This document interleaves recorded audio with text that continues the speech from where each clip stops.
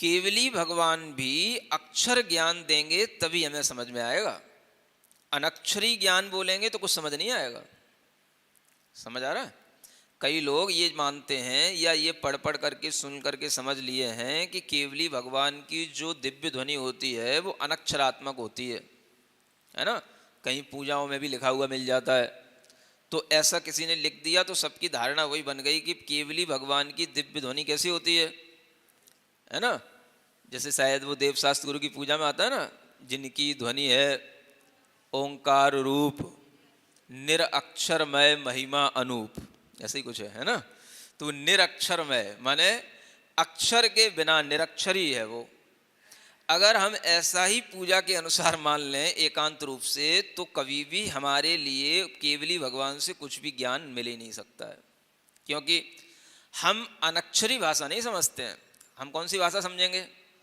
अक्षरी। जिस विषय में हमें कुछ पता ही नहीं है और उस विषय में अगर हम करेंगे अनक्षरी भाषा के माध्यम से, तो हमें क्या समझ आएगा भाई?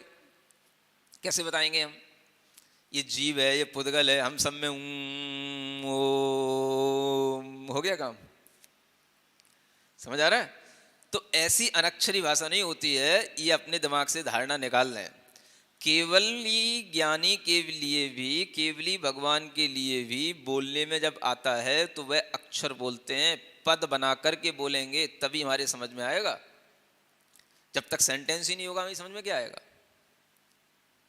ऐसा थोड़ी नहीं कि उनने जो है कोई भी चीजें मतलब एक तरीके से उन्होंने बोल दिया है ना, और वो बोलने के बाद में शब्द या पद या अक्षर कहीं कहीं बिखरे पड़े हैं। अब हम उन्हें संयोजना करते फिरें, हम उनको जोड़ते फिरें कि भाई इसके मिलने से ये बनता है, इसके मिलने से ये बनता है, इसके मिलने से। ऐसा खेल थोड़ी ना करना पड़ता है ना।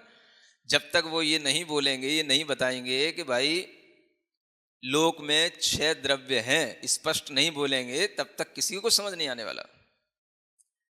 जीव द्रव्य है, पुद्गल द्रव्य है, धर्म द्रव्य है इत्यादि, जब तक वो नहीं बोलेंगे इनके नाम, तब तक ऊं करने से क्या समझ आएगा? तो ध्यान रखें, केवली भगवान की भाषा कैसी होती है?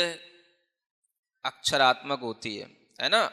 अनक्षरात्मक भी होती है, ऐसा मान के चलना, लेकिन ऐसा मान के नहीं चलना कि अनक्षरात्मक ही होती है ना।